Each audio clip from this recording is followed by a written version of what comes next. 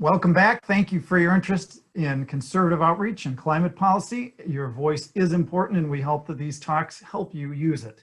All lines will remain muted, and as a reminder, if you want to ask a question to any of the speakers, please enter that in the Ask Me Todd or Ask Me Amanda. Simply search for Ask Me in the chat and post the questions there, and they will be coordinating questions. By the end of Tuesday, if you registered for the conference, you will get a link with both the recordings and the slides for these presentations. You are in the right place to hear Dan Pelkin and Kelsey Grant on conservative outreach lessons from Colorado. Dan is a graduate student at the University of Colorado in Boulder who is finishing his PhD in physics. He has been awarded a fellowship from IEEE to work on the Hill over the next year. Dan is also just completing a term as a conservative outreach fellow for Citizens Climate Education. Kelsey's also a student at University of Colorado, working on a bachelor's degree in political science with a focus on energy and climate.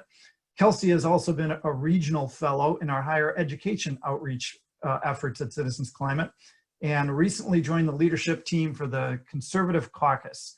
So Dan and Lindsay, the floor is yours. Or Dan and Kelsey, that is. Dan and Kelsey, sorry.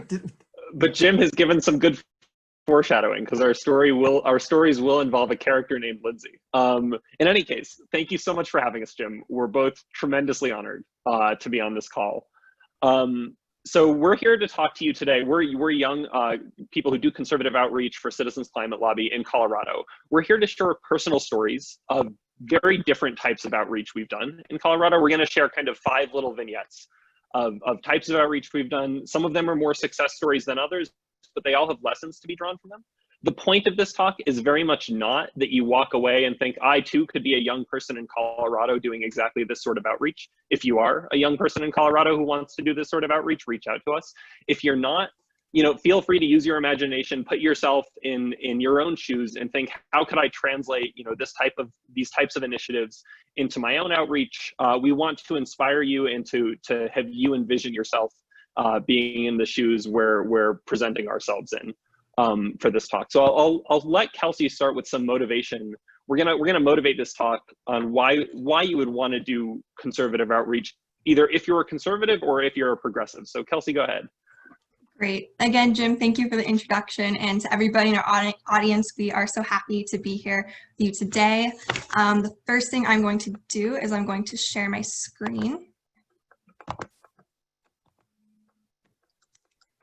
Is that working for you all? Can you see it? Yes, that works. Great. So like Dan said, before we begin, we want to answer the question, why should you reach out to conservatives in the first place? So for the conservatives sitting in our audience today, why should you reach out to fellow conservatives? First and foremost, and this is the most important point, you are a trusted messenger. You already speak their language, you share the same values, and you are in a better position than other folks to articulate and to really tap into those values. Polls show that a majority of conservatives believe climate change is man-made, and particularly for young conservatives, they want to see action done. And you, as a conservative, can create a cultural space where other conservatives can come to know that those in their political group also care about climate.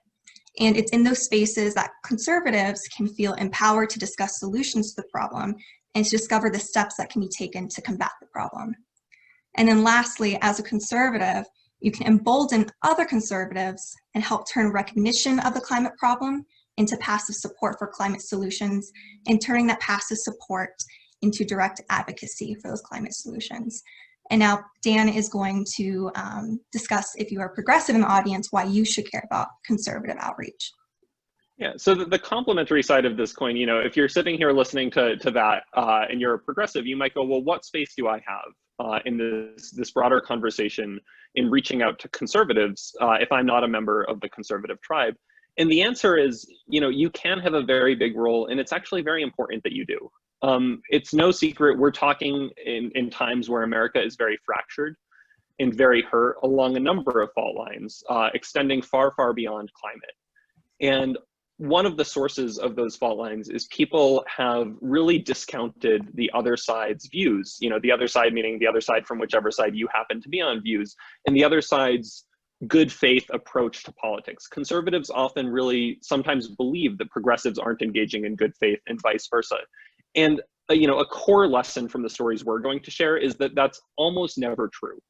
People are almost always, when they're deliberately engaging in politics, doing it in a good faith way, whether they're progressive or conservative. And the best way to instill an absolute faith in yourself in that tenet is to go out in your communities and see it firsthand. There's just no arguing with the experience when you work with conservatives or when you work with progressives that people are engaging in good faith. And you can be a part of the healing that America needs, both on climate and in our politics in general, which are intimately related. Now, this work is, I'm not here to tell you this is always easy. It can be very hard going out of your circles. If you're a progressive going into conservative circles, it can even be hard if you're a conservative going into certain conservative circles to pitch a message on climate. But it can also be very rewarding in the final tally. And so the core takeaway here is whether you're a progressive or a conservative, you too can be a very effective ambassador for climate policy like carbon fee and dividend.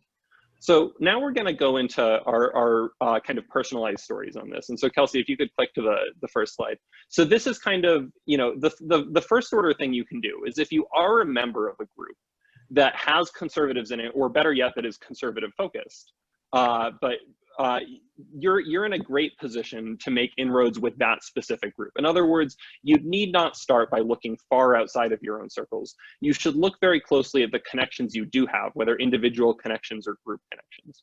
So the Lindsay character that Jim mentioned at the beginning is actually a fellow grad student. She's the young woman who introduced me to CCL. She's in my graduate program.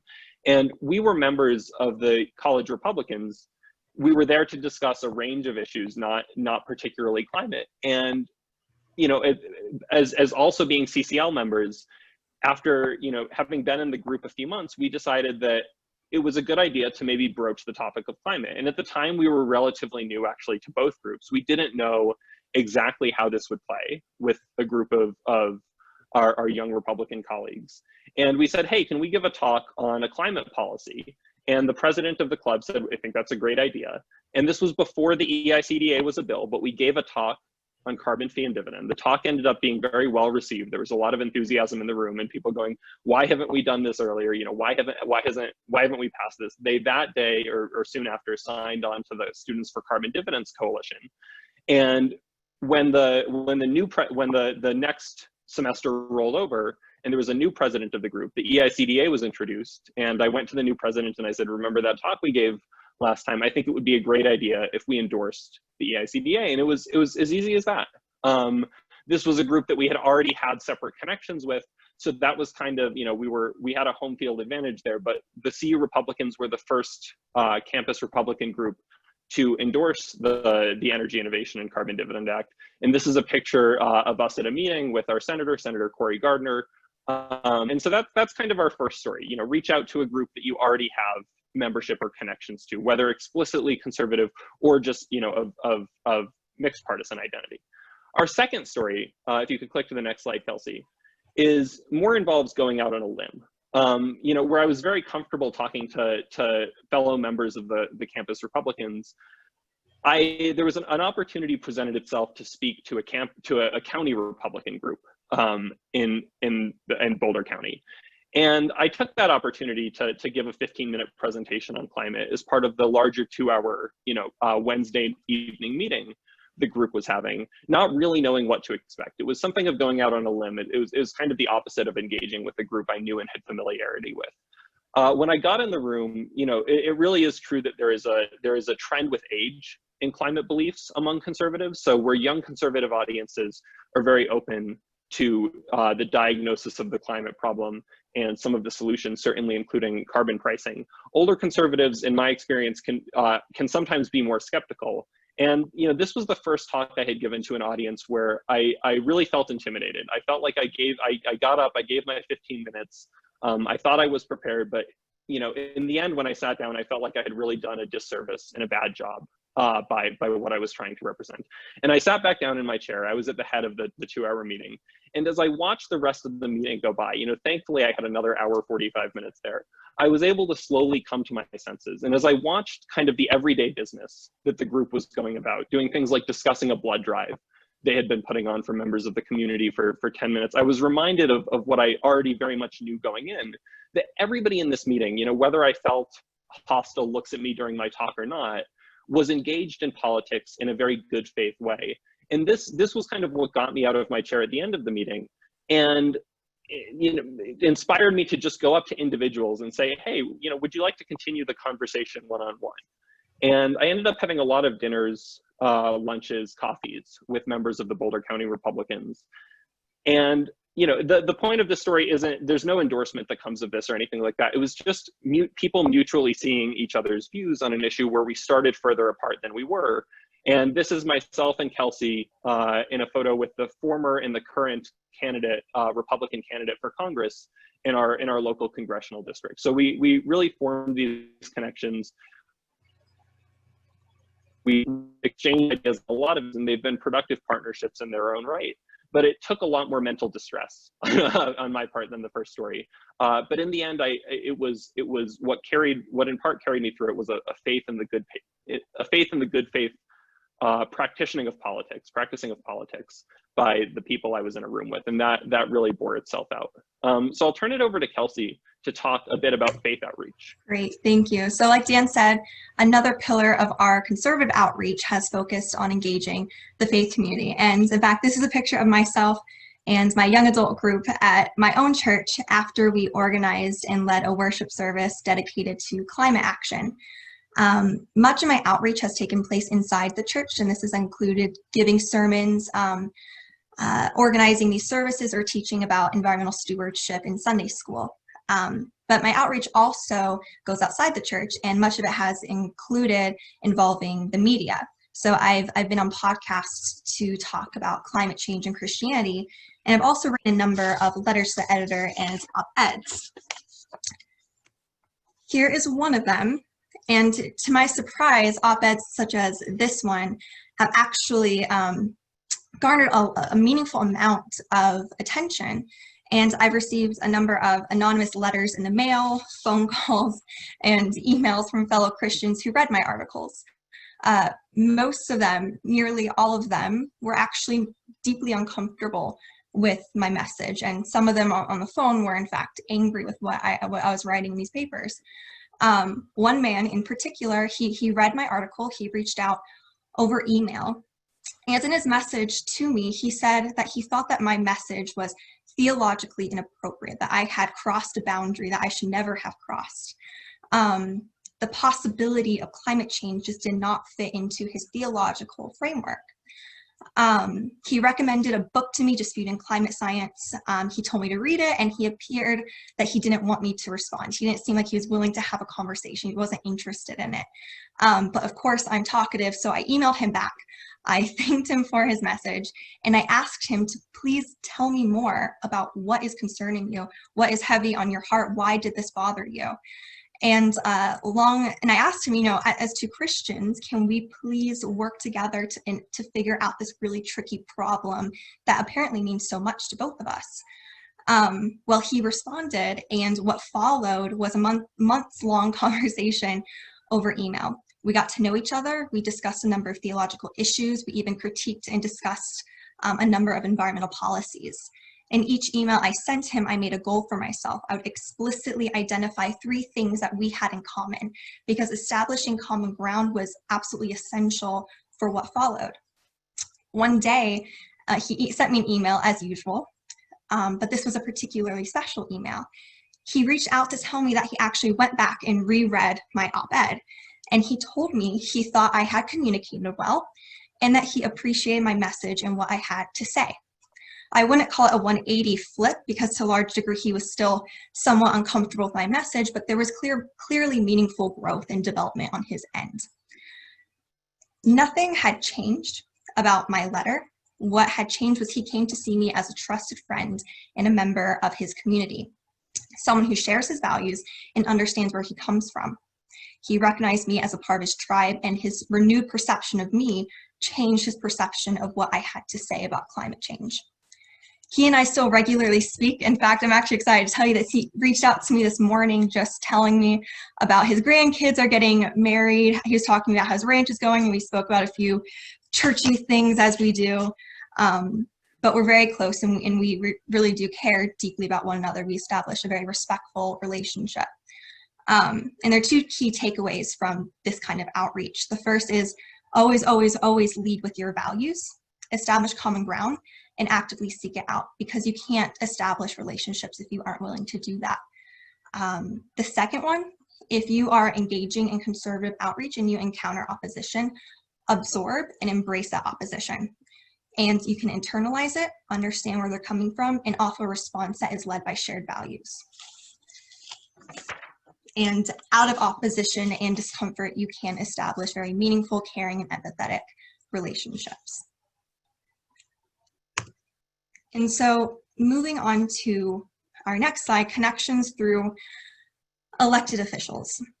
You know, on one hand, we encourage folks to make use of their conservative connections, but as I'll discuss now, some of our most successful and exciting conservative outreach experiences started with progressive or democratic networking. The first one is last year, myself, Dan, and of course you all know Lindsay at this point, fantastic volunteer.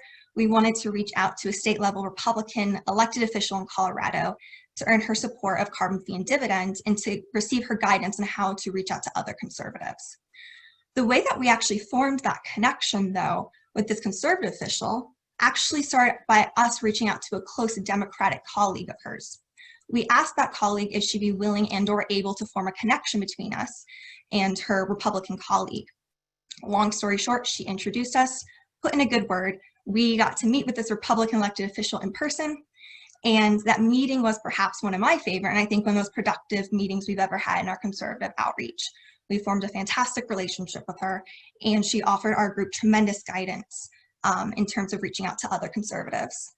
The second example actually involves an exciting ongoing project here in Colorado. In January, with the tremendous help of our state coordinator, Jim Hooten, we launched a student-led campaign to pass a bipartisan carbon fee and dividend resolution through the state legislature. And as of now, we have a Democrat and Republican who have agreed to work with us and to be the lead sponsors on the resolution. And we're currently drafting the language right now, actually.